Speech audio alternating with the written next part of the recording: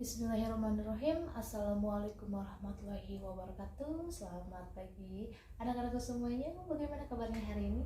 Mudah-mudahan kita semua dalam lindungan Allah Subhanahu wa taala, dan mudah-mudahan proses pembelajaran hari ini diberikan kelancaran, kemudahan tanpa hambatan apapun. Amin amin ya rabbal alamin. Pada hari ini kita telah masuk di bab ke-13, yaitu pembahasannya mengenai materi sumber dana untuk pembiayaan pembangunan.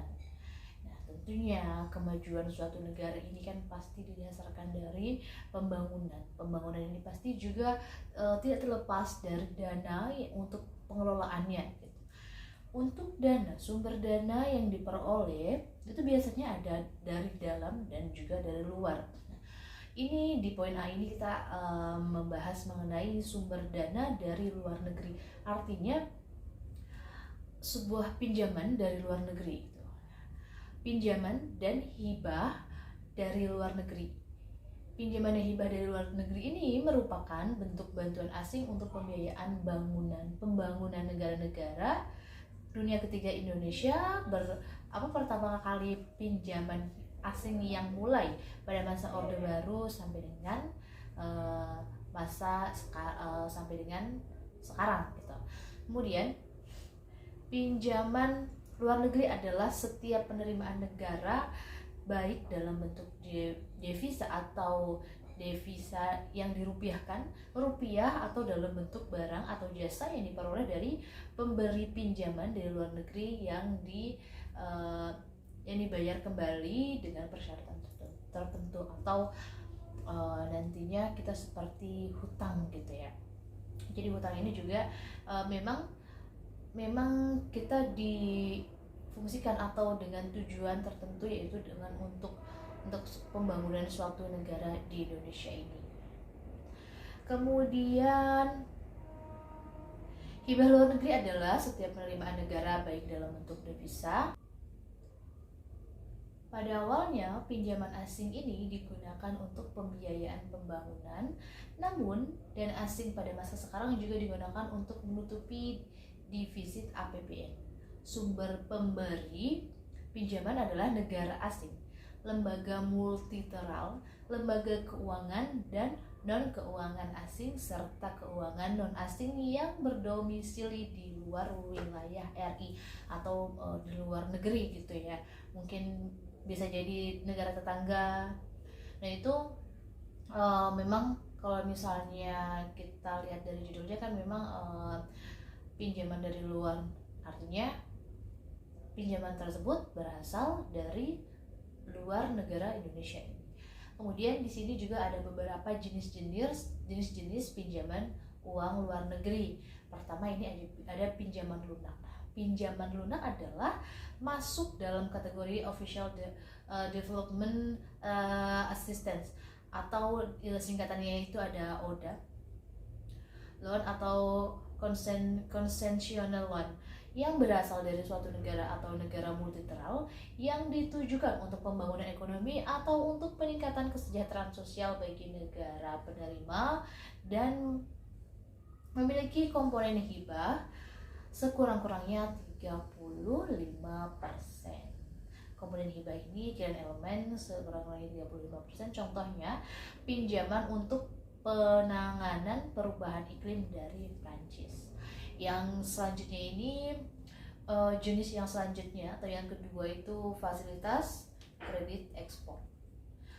Fasilitas kredit ekspor ini adalah pinjaman komersial yang diberikan oleh lembaga keuangan dan lembaga non-keuangan di negara pengekspor. Contohnya ada fasilitas ini diberikan untuk UMKM, sektor furniture, pangan, dan juga perikanan. Lalu jenis pinjaman yang selanjutnya itu ada pinjaman komersial. Pinjaman luar negeri pemerintah yang diperoleh untuk persyaratan yang berlaku di pasar dan tanpa adanya penjamin dari lembaga penjamin kredit ekspor. Selanjutnya ini ada pinjaman campuran, itu kombinasi antara dua unsur atau lebih yang terdiri dari hibah, pinjaman lunak, kemudian fasilitas kredit ekspor, dan juga pinjaman komersil. Jadi di sini juga ada penanganan modal asing atau PMA, penanganan modal asing di sini. Ini investasi langsung oleh perusahaan multinasional atau transnasional, penanaman modal asing. Jenis ini dilakukan pada bidang-bidang yang menguntungkan, misalnya pembangunan, pertambangan, perikanan, pabrik, jasa keuangan, dan lain-lain. Kemudian ada penanaman modal asing tidak langsung atau investasi tidak langsung, investasi portofolio, misalnya saham, obligasi, dan juga promes di pasar modal di negara berkembang.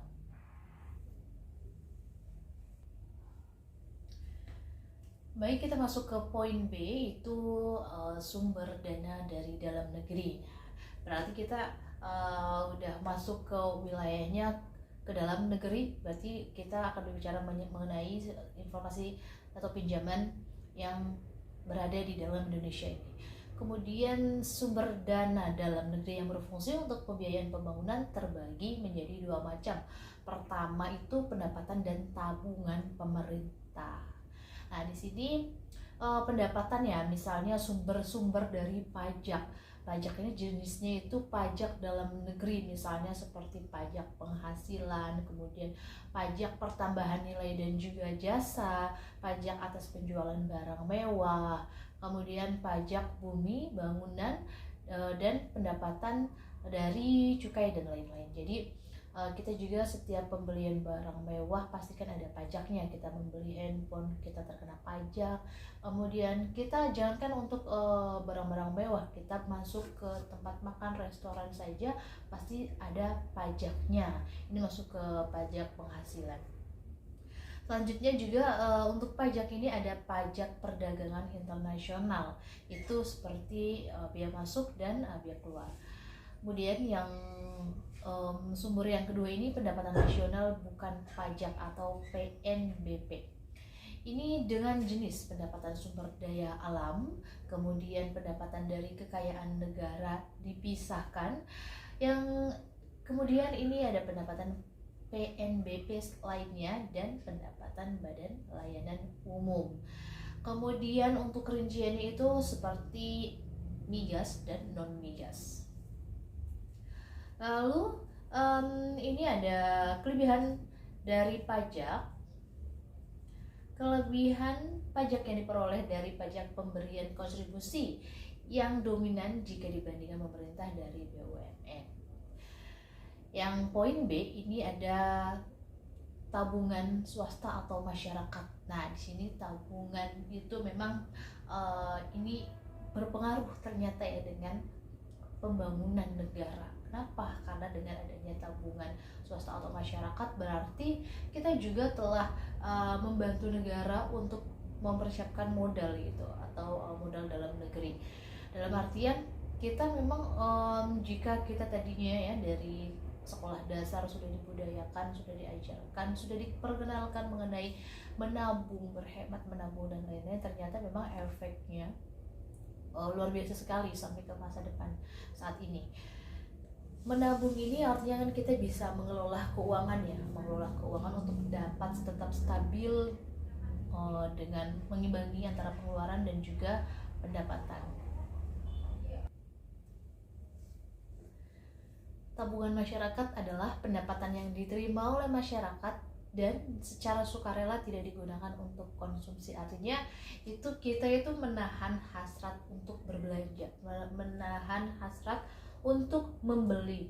Nah, padahal pada masa sekarang ini banyak sekali platform-platform itu yang memang menjadi jalan pintas kita untuk meningkatkan pembelian.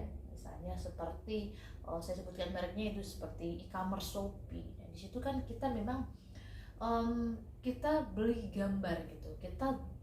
Kita membeli barang yang belum kita lihat, belum kita tahu bagaimana dan seperti apa kualitasnya. Nah, itu yang salah satu menjadi peningkatan pembelian atau peningkatan konsumsi. Padahal kalau kita ini menabung misalnya per hari, per minggu, per bulan sampai per tahun, nah itu artinya kita juga bisa membantu dalam memberikan atau berkontribusi pembangunan negara sebetulnya. Kemudian di sini tabungan tersebut akan berguna untuk menciptakan pembangunan ekonomi apabila A digunakan untuk penanaman modal produktif dan yang B dialirkan ke lembaga-lembaga keuangan dan pinjaman kepada para pengusaha untuk menanamkan modal produktifnya. Nah, di negara yang berkembang ini tingkat tabungan swasta atau masyarakat ini belum memadai digunakan sebagai sumber pendanaan pembangunan ekonomi. Penyebabnya antara lain tingkat pendapatan per kapitanya memang rendah, terus ada corak distribusi, kemudian di sini pendapatan yang terlalu lebar, besarnya keuntungan perusahaan yang tinggi, dan hasrat konsumsi swasta yang memiliki kemampuan menabung yang besar. Jadi di sini kita kan pasti menabungnya mungkin bukan di bank tapi di tempat lain. Dengan yang ditabung juga bukan uang, mungkin hal lain yang ditabung. Ya, dari sini kita akan tahu ya, kita juga mudah-mudahan terketuk gitu pintu hatinya untuk bagaimana caranya kita mulai berhemat, menabung, tidak membeli hal-hal yang misalnya kurang dibutuhkan. Kita perlu membeli dengan hal yang sangat dibutuhkan. Itu menjadi suatu pilihan gitu. Jadi yang menjadi penentu membeli atau tidak itu bukan sekedar ada promo atau diskon yang sedang berlangsung, atau ini merasa wah ini murah, ini menjadi suatu kesempatan emas untuk berbelanja. Nah, tapi kita perlu memikirkan bahwa apa yang kita lakukan ini memang sangat penting sekali untuk dipertimbangkan gitu ke depannya. Kemudian kita masuk ke poin C, itu pengaruh sumber dana luar negeri terhadap pertumbuhan ekonomi. Nah, ini ada beberapa hasil riset dalam negeri yang memiliki dampak pendanaan luar negeri bagi pertumbuhan ekonomi itu sebagai berikut. Pertama itu dari Abis et al. Di tahun 2015 dalam Julius 2018 mengatakan bahwa investasi asing terus memegang peranan yang sangat penting dalam perekonomian, khususnya di negara berkembang. Ia menyarankan agar paket investasi asing ditawarkan ke Indonesia seperti teknologi transfer, kemudian peningkatan kapasitas manajer dalam negeri, dan akses pasar dunia tidak terwujud dalam jangka panjang. Jadi situasi ini menantang konteks sekarang. Nah, jadi kan kalau kita lihat di sini seperti transfer teknologi, mungkin kalau kita lihat dari teknologi transportasi seperti kereta, itu mungkin saat ini banyak kereta yang baru dengan teknologi terbaru. Itu pun kita tenaga kerjanya tidak murni dari Indonesia, melainkan kita mengambil dari Malaysia. Dalam artian bukan berarti kita ini tidak mau mempekerjakan warganya atau masyarakatnya ya, tapi Indonesia juga mempunyai tujuan untuk agar dapat mentransfer teknologi, baik dari kita jenis teknologinya, kemudian cara pengoperasiannya, ilmunya, dan lain-lain. Nah, kemudian di sini ada dari Purnomo 2002 dengan artikelnya yang berwujud dampak aliran modal asing bagi negara-negara berkembang, yaitu ada efek mikro bahwa utang luar negeri pada dasarnya memberikan rate of return bagi pendonornya sebanyak 10% dan dana dikucurkannya. Yang B, efek makro, itu utang luar negeri hanya sedikit mempengaruhi produktivitas faktor-faktor produksi dan mengurangi tabungan domestik. Tidak ada bukti cukup kuat utang luar negeri meningkatkan pertumbuhan ekonomi dan utang luar negeri dan efektif bagi program pengentasan kemiskinan apabila dialokasikan dengan memberikan subsidi pada barang atau jasa yang banyak dikonsumsi pada masyarakat miskin. Jadi kalau kita kesadaran kita ini mulai bangkit, artinya di sini kita memang nggak bisa ya mengandalkan hutang luar negeri. Namanya hutang, jadi sewaktu-waktu kita harus wajib untuk mengembalikannya gitu. Artinya kita juga nanti anak-anak di sini misalnya sudah mulai waktunya untuk lulus. Nah, kita harus sebelum lulus pun kita harus berpikir nih, apakah saya akan lanjut untuk pendidikan selanjutnya atau saya harus memutuskan untuk bekerja kemudian melakukan pendidikan selanjutnya. Itu dua pilihan yang sangat positif untuk masa depan gitu. Jadi kalau misalnya ada pilihan kedua itu, jadi itu menurut saya itu pilihannya hanya dua, jadi jangan ditambah nanti saya setelah lulus saya mau gak usah kerja, saya langsung menikah misalnya. Ini untuk yang perempuan, baik yang laki-laki, apalagi yang laki-laki nih, siswa-siswa laki-laki tuh gak boleh langsung memutuskan seperti itu. Kenapa? Karena kita harus mematangkan bahwa mengenai perekonomian itu menjadi faktor rumah tangga. Kemudian laki-laki juga menjadi pemimpin atau kepala rumah tangga, yang artinya dimana harus bertanggung jawab mengenai nafkah. Nafkah itu bisa dicari, bisa didapat dengan cara misalnya bekerja. Bekerja itu artinya kan kita juga mengurangi angka pengangguran. Dengan angka pengangguran yang terkurangi, artinya perekonomian Indonesia juga terbantu, tidak ada kelaparan. Kemudian ya mudah-mudahan kita terhindar dari bencana alam juga, seperti masalah-masalah yang lain yang ada di Indonesia ini kan banyak sekali yang memang belum bisa diatasi gitu.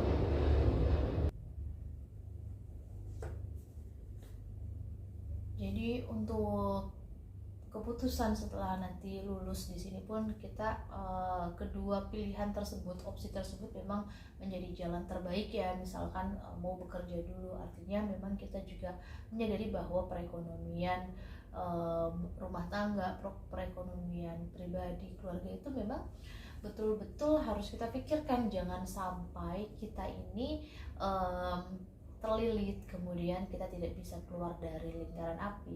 Lingkaran api seperti apa? Misalkan ada, kita ini menyadari bahwa kita terlahir dari keluarga yang mungkin biasa saja perekonomiannya. Pola pikirnya seperti apa agar kita keluar dari lingkaran kemiskinan tersebut? Berarti saya harus bekerja. Setelah saya bekerja, kira-kira sudah cukup atau untuk jangka panjangnya nanti saya menjadi kepala rumah tangga, kemudian saya punya masa depan seperti apa, saya akan punya anak. Nah, itu tentu butuh biaya kehidupan atau ekonomi. Nah, di situ kalau misalnya kita memang menyadari hal itu, pasti akan termotivasi untuk meningkatkan atau melanjutkan pendidikannya. Melanjutkan pendidikan itu memang juga berkesinambungan atau berpengaruh sekali dengan perekonomian gitu. Pendidikan yang baik, pendidikan yang kita capai, yang misalnya kita merasa menyadari bahwa pendidikan itu penting, artinya itu sangat berguna sekali di masa depan, apalagi dengan pembangunan ekonomi negara itu paling kecil itu ekonomi keluarga dulu. Kita sudah bisa menyelamatkan ekonomi keluarga atau belum? Kalau misalnya ekonomi keluarga memang masih belum bisa diselamatkan, artinya apa yang harus kita lakukan? Kita tidak hanya diam saja, ada hal yang bisa dilakukan, ada hal yang harus dilakukan untuk merubah keadaan. Oke. Kemudian dari hasil riset yang tersebut dapat disimpulkan ya bahwa FDI, investasi asing berlangsung, berpengaruh signifikan bagi pertumbuhan ekonomi Indonesia, tapi dalam jangka waktu pendek. Sedangkan utang luar negeri berpengaruh negatif dalam jangka pendek dan tidak signifikan untuk jangka panjang karena mengurangi tabungan domestik dan produktivitas. Nah, di situ kita kan juga nggak mau ya seperti ini terus keadaannya. Dulu kita sudah dijajah. Kemudian di sini jangan sampai ada penjajahan baru atau penjajahan lagi dengan secara halus gitu. Mungkin kita tidak terasa, tidak dijajah secara langsung seperti pertumpahan darah di masa silam. Tapi kita juga menyadari nih, dengan adanya banyak investor asing, kemudian bantuan-bantuan dari luar negeri, kita harus tahu ini dampaknya tuh nanti seperti apa gitu. Jangan kita merasa wah enak nih, ada sokongan dana, ada bantuan dari luar negeri, artinya ini akan mempermudah kita dalam perekonomian. Tapi hutang itu kan memang harus dikembalikan, apalagi hutang negara mungkin tidak hanya 1.000-2.000, angkanya mungkin banyak, karena negara juga memikirkan bukan 1-2 orang, melainkan seluruh masyarakatnya difikirkan untuk dapat menjamin nasib di kehidupannya gitu. Oke, dari pertanyaan dari pembahasan materi kali ini, jika ada yang ingin ditanyakan silahkan. Jika memang tidak ada yang ingin ditanyakan, maka ibu akan bertanya balik. Jadi kita nanti ada diskusi, mungkin akan melalui grup ya atau LMS. Nah di sini ibu nanti juga akan mengecek, dibantu oleh sekretaris untuk mengecek absensi kehadirannya. Oke. Jadi hari ini kita tinggal lanjut ke WA group saja. Kemudian ibu juga mau tetap memonitor ya sampai dengan selesai pembelajaran. Itu kita lanjut diskusi mengenai penyampaian materi. Misalnya di sini ada yang ingin ditanyakan atau ingin sharing atau ingin berpendapat, itu silahkan gitu. Ibu buka ruangnya selebar-lebarnya untuk kita diskusi. Karena kita juga sudah waktunya untuk melek atau membuka mata gitu untuk mengenai hal-hal ekonomi. Ini kita perlu didasari dari hal terkecil, hal mendasar dari kesadaran kita pribadi. Bagaimana caranya agar dapat membangun ekonomi, pertama dari keluarga dulu, ekonomi diri sendiri, keluarga. Kemudian kalau memang kita bisa menciptakan lapangan kerja, itu juga jauh lebih baik. Artinya kita bisa membantu perekonomian masyarakat sekitar. Oke. Dari sini kita langsungkan saja untuk menyelesaikan pembelajaran ini. Kemudian kita lanjut ke WA group. Oke. Terima kasih anak-anakku semuanya. Silahkan partisipasinya, ibu mohon. Kemudian ibu akhiri. Assalamualaikum warahmatullahi wabarakatuh.